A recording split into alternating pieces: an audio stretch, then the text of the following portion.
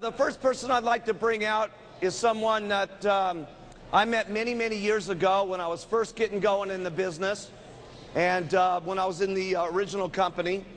And I was very excited in that company. But one of my friends, Don Greneau, who I told you about, that was in the other company, invited me down to see a seminar with Jim Rohn in it. And yes. And I sat through this seminar with Jim, and Jim told me some stuff there that day that made a major difference for me. And it's going to make a major difference for you, too. You know, you can hear all this information that we're talking to you about, and we can give you all the stuff. But ultimately, if you as an individual don't do something with it, okay, nothing's going to happen, okay? We can make the tablets for you, okay, but you're the one that's got to swallow them every single day.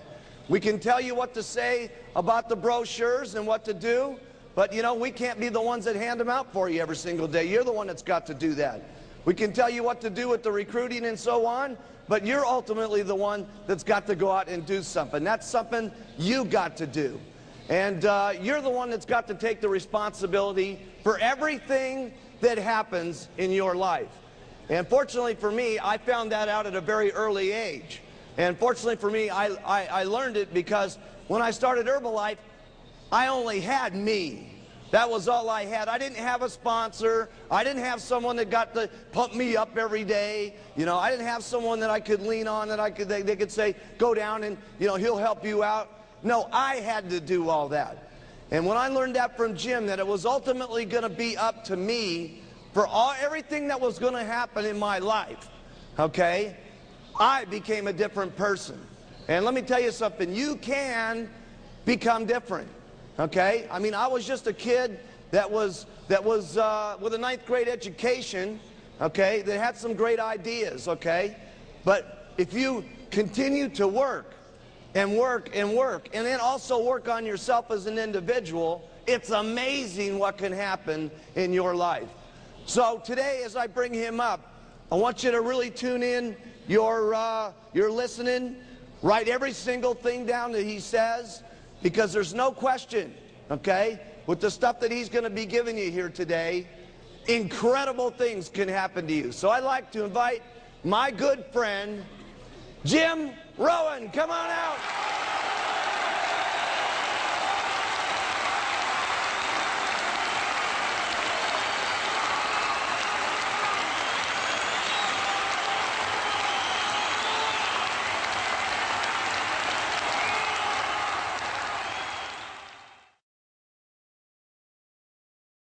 Better than the income, and better than the success as far as having an organization is concerned, is the challenge of leadership.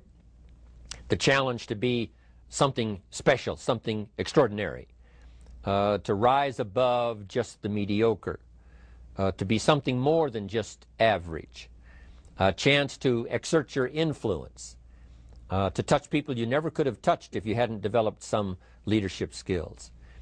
And leadership, of course, starts early in Herbalife. When a person sponsors someone into the business, they have to exercise a certain level of leadership.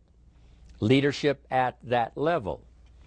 Even if you're new in the business, of course, you now know more than the person who hasn't been exposed to the opportunity before, so you exercise your leadership role in just sharing the opportunity of Herbalife products and Herbalife opportunity. That level of leadership at that level.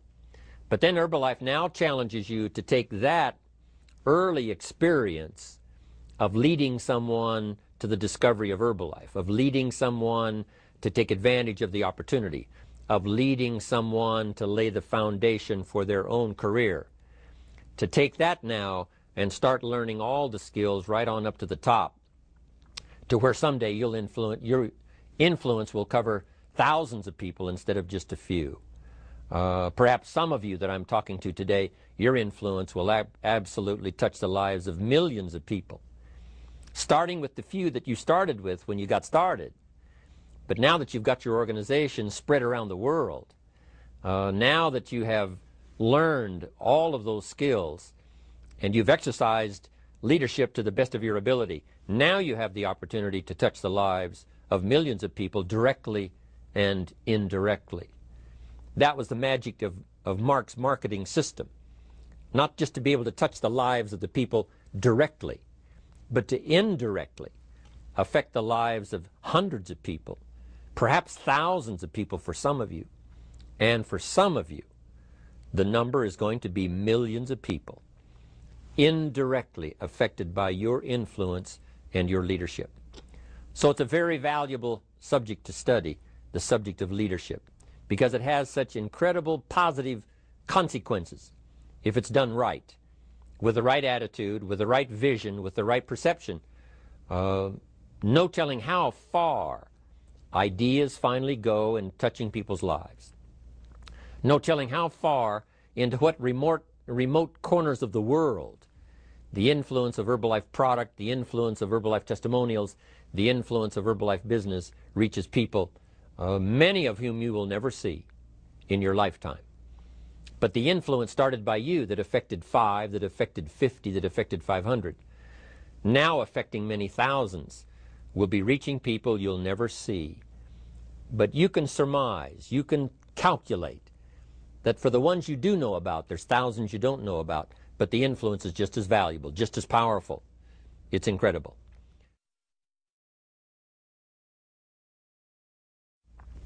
I was reading the book called Think and Grow Rich, and it had a list of what Napoleon Hill thought was a good list of the qualities and the major attributes of being a leader. And I thought it was such a good list. I made the list in my own notes, and now the purpose is for me to get my notes into your notes, to get what's in my head into your head, so that it won't stop with you, so that what we share here together today will be passed on, passed on. That's why I do what I do. I do take great pleasure in touching the people that I can see, shake hands with, say hello to, an audience that you can see. But I am also aware of the unseen audience that's being affected by whatever we do. So now I've got a chance to do that. And I think the way for me to be effective with all of you today, and then you pass it on to many people beyond what I can see, is just an exciting opportunity for me. Now let me give you this list. It's a pretty good list. Napoleon said, number 1, a leader needs unwavering courage. And I don't know if I totally agree with the unwavering part of this or not, because sometimes our courage does waver a little. You know, bend but not break. You know, courage mounts up, and then sometimes we have the doubts that creep in, and we reach a little deeper to find that courage that overcomes our doubts and our fears. So I would probably debate a little bit with Napoleon on this unwavering courage, because sometimes courage does waver. But as long as it stays, as long as in the end there it is to serve you, the courage to do what you didn't think you could do, the courage to step into territory that might be a little unfamiliar, the courage to talk to somebody you don't know, the courage to attempt conducting a meeting, the courage to give your first testimonial, the courage to, you know, solve problems you couldn't solve before, that kind of courage. The courage to stand up when it's sort of dark in your corner, the courage to do it when it isn't going your way, seemingly. The courage to try to have a good day in the midst of a bad day. That kind of courage. Wavering a little at times, yes, because we all have doubts that attack us. We all have small fears that creep in. That is the nature of life. But that's what faith is all about. That's what courage is all about. To serve us when our doubts will not serve us well. Faith to overcome fear, and courage to overcome our doubts. But that is a good quality, a good attribute for a leader, and that's unwavering courage. Second, Napoleon said self-control. That, of course, is the very essence of life itself, is self-control. Because we all have this warfare going on. You know, it's going on in the world, the warfare between liberty and tyranny. In our own body, the warfare between health and illness, the struggle is on. the struggle between light and darkness, the struggle between good and evil. I call it opposites in conflict. And as soon as you're born into the world, as soon as you find yourself and discover yourself on this spinning planet headed somewhere, you know that this exists. To be a civilized society, we must drive the dark side of our nature into a small corner and let the positive side flourish. Early, we must learn to exercise self-control. Power is a wonderful thing, but it must be exercised properly. It must be exercised to benefit and not to destruction. So self-control is certainly necessary to be a strong leader, so that you can become the best example. The example of having your temper well managed, to having that dark side of your nature under control. The best example of choosing wise words and not being careless, that kind of control. Control of your appetite, control of your desires, so that they fit into the positive side of life and not the negative side. Self-control, very important. Then he said a leader must have a keen sense of justice. How very true. Justice we become familiar with, even when we're small, when certain things that happened or were done to us that something told us that wasn't right. Someone did us wrong. We have that sense of right and wrong, and it starts very early. Then we have to have that sense of utilizing what's right and what's wrong so that we develop this sense of justice, this sense of being fair, this sense of being on the positive side, on the right side. To minimize a person's mistakes, they need to have this sense of justice. We have to have justice when we're building an organization. What's fair, what is a good balance.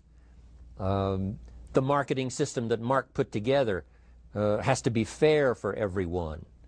If you have a customer and you take care of that customer, someone else cannot come along and take that customer.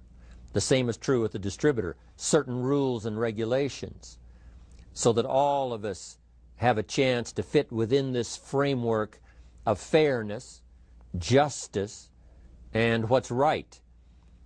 Otherwise, enterprise cannot work. Otherwise, we have what we call, in a political sense, anarchy, where there is no justice, when might is the order of the day, power is the order of the day, not the law, not the rule, not what's right, but power. And we would all dismiss that. It's been a catastrophe in the last 6,000 years, the governments that resorted to power instead of democracy, that resorted to intimidation instead of freedom. And we all know the terrible toll that takes. But it takes a toll not only politically in a country or politically around the world, but it takes a toll even in enterprise. It takes a toll in school if a teacher is unfair. It takes a toll in working on a team where someone is unfair, or where the leadership is not fair in the administration of justice. So this is true. A keen sense of justice and what's fair and what's right. Part of this we have to learn as we go. You don't have it all the first year. You haven't got it all the second year, the third year. After all the years that I've, been around, both as a human being and as a business person, we're still, even at these years, trying to decide what's best, what's fair, what's right, to give balance to our life and to build on a firm foundation for the future.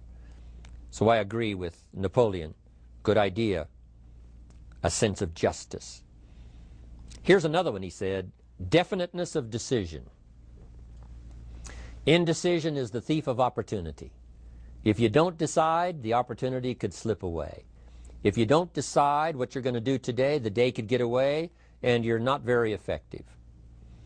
I talked about in my recent travels about time management. And here's one of the best ideas of time management. Don't start the day until you have it finished.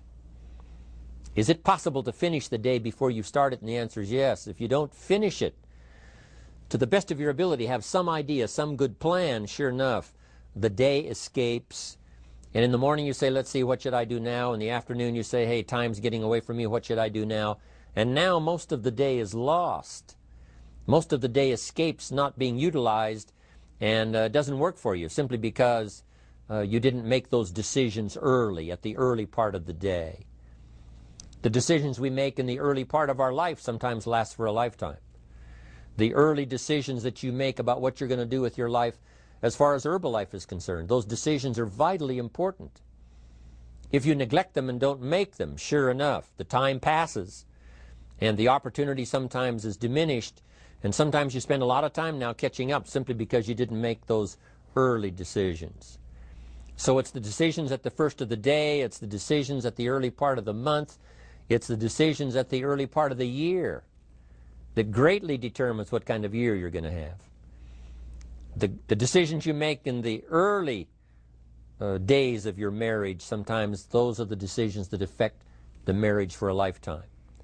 The decisions you make at the first chance you see opportunity, those decisions, what you're going to do with it, how far you're going to take it, what it's going to be meaning to you in the years to come. Those early decisions are vitally important. Then we need decisions to correct poor decisions, to overcome our mistakes. It's possible, of course, for all of us to make unwise decisions. And at the end of 1 year, at the end of 1 week, 1 month, or at the end of a few years, we say, that decision cost me too much. Cost me a lot of time, cost me a lot of money, cost me maybe a good relationship, cost me a chance to be productive. But as long as you're alive, there's still a chance to use new decision power to correct the mistakes of decisions that were bad in the past. All of us have the opportunity to do that, but I think Napoleon was right here too. You got to be definite in making decisions so that the opportunity doesn't pass you by. Take advantage. Here's the next one. Napoleon Hill said, a good leader has definite plans. How important that is. And of all the years, I think, to cash in on Herbalife's momentum and make some plans for the future, this has got to be one of the greatest years. Herbalife in these 18 years now has created some incredible momentum, not only in opening up the countries, but momentum in the refinement of our marketing, momentum in developing new products, momentum in developing our support system. The key is now for you to make plans to ride on that momentum. Herbalife is like the tide that comes in, and the rising tide lifts all the ships, if they're in the water. If your ship and your boat is not in the water, even though the tide comes in that would lift all the ships, if yours is not in the water, then it doesn't benefit you. So here's what you should do. Have the same intensity to make your plans for the future as Mark Hughes has. As the President's team, Chairman's Club especially, make the plans for the Herbalife Company future, you've got to now make your plans. Don't let this momentum pass you by. Don't let this momentum go uncashed in on.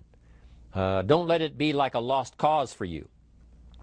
And maybe you've, because of the lack of plans, have lost a month or two, or you've lost a week or two, or maybe you've lost a year, and you were 10% effective instead of 100%. Now's the time to change all that and start making some plans. Your Herbalife plans, they're vitally important. You might as well cash in on the Herbalife plans for world expansion, the Herbalife plans for expansion within your country, the Herbalife plans for the expansion of the business, the incentives. You know, cash in on that, capture that, and say, I've got to have some plans that match Herbalife. Not necessarily match Herbalife in numbers, but that can match Herbalife in momentum, that can match Herbalife in cashing in on the opportunity, your plans for Herbalife expansion. You got to have some plans for your family, right? You got to take your family along, don't leave them out. One of the challenges all of us have in making our plans is how to balance everything, to make sure that we don't regret at the end of a year, I spent too much time on that. I spent too much money. And then if you have, say, how can I not do that again? And construct some better plans so that you won't have any regrets at the end of year to come, 5 years to come, 3 or 4, 5 years to come. Definite plans. The plans for the use of your money. One thing I've admired about Mark Hughes since I've met him all those years ago, once he started becoming successful, he had a splendid plan, not only for his personal success in terms of financial security, but in terms of the company. Because Mark has to look after the company and make sure that the company is secure, that the company has plenty of reserves, so that no matter what happens around the world, and when you're doing business in 37 countries, you can imagine what the challenge is to make sure the plans for each country are there, the backup plans, the financial plans, as well as products and opportunity and marketing. It is a challenge beyond comprehension to most of us what kind of planning that takes in terms of trying to make Herbalife secure for the future. I described it in one of the summit classes as Mark takes the same pledge that the President of the United States takes, and that is to preserve and protect and defend the Constitution, says the President. But Mark has to preserve and protect and defend the company to make sure it's viable, not just in America where it started, but all around the world in each country. It's an awesome responsibility. But now for you, your plans to be financially secure.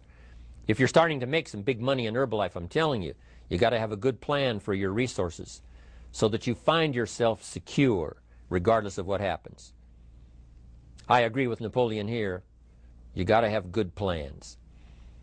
One more on plans, and that is the plan for your personal development. The plan to be better this year than last year.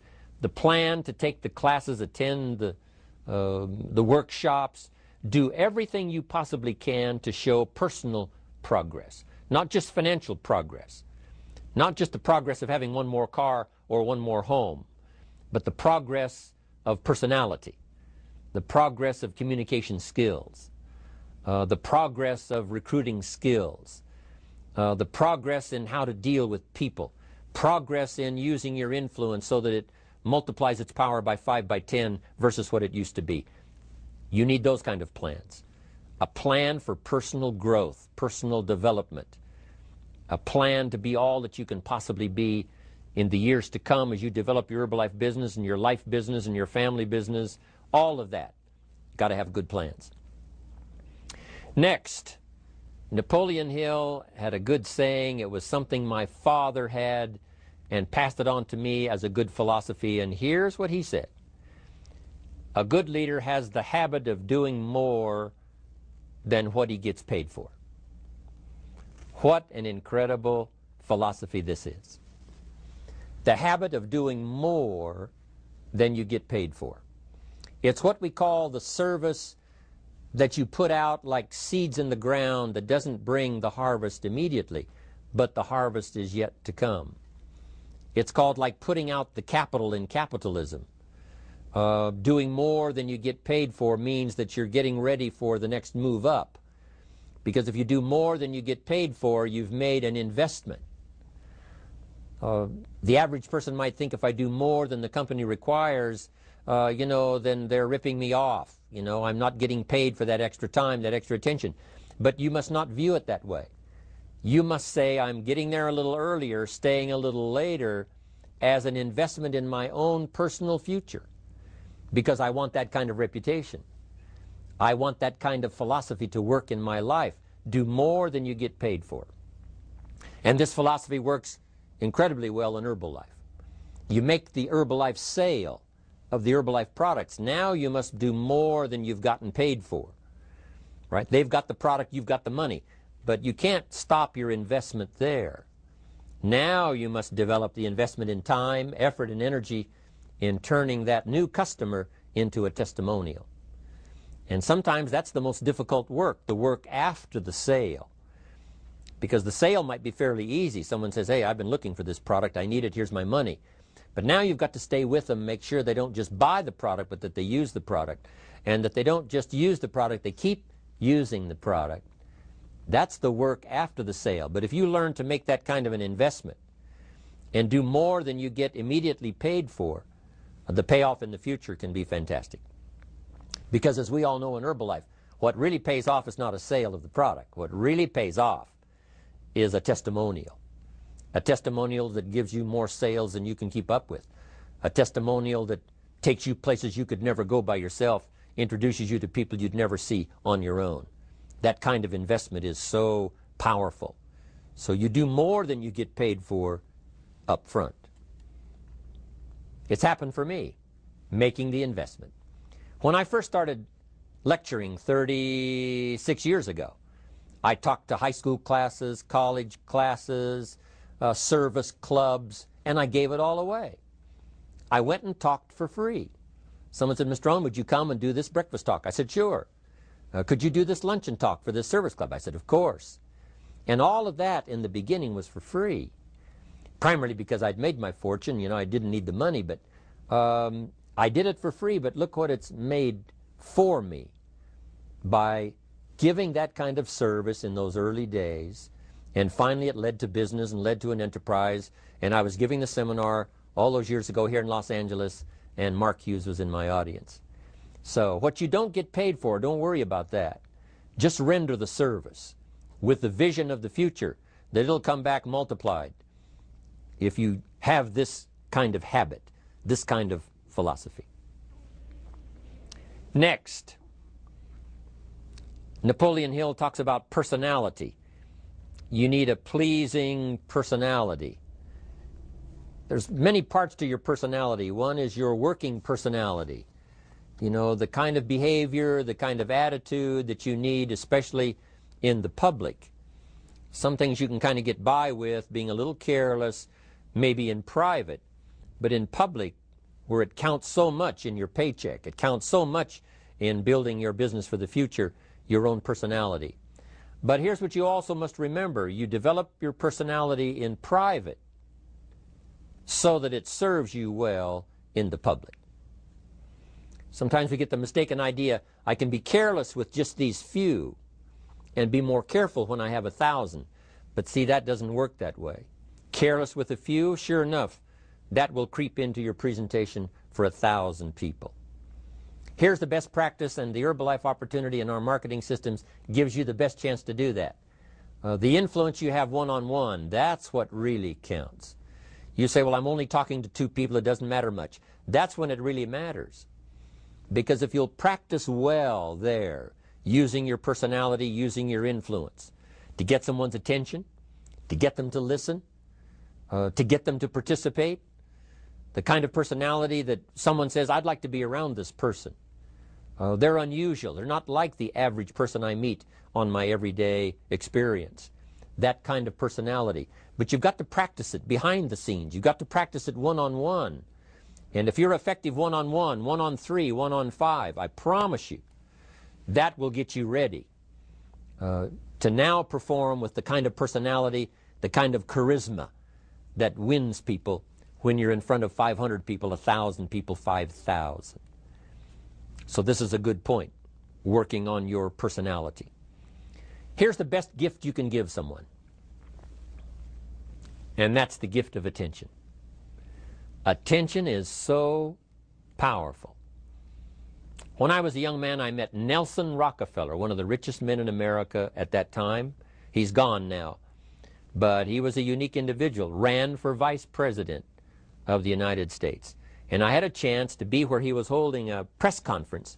And I got close enough so that when he walked out, I had a chance to step up, right, when security was not all that severe in those days.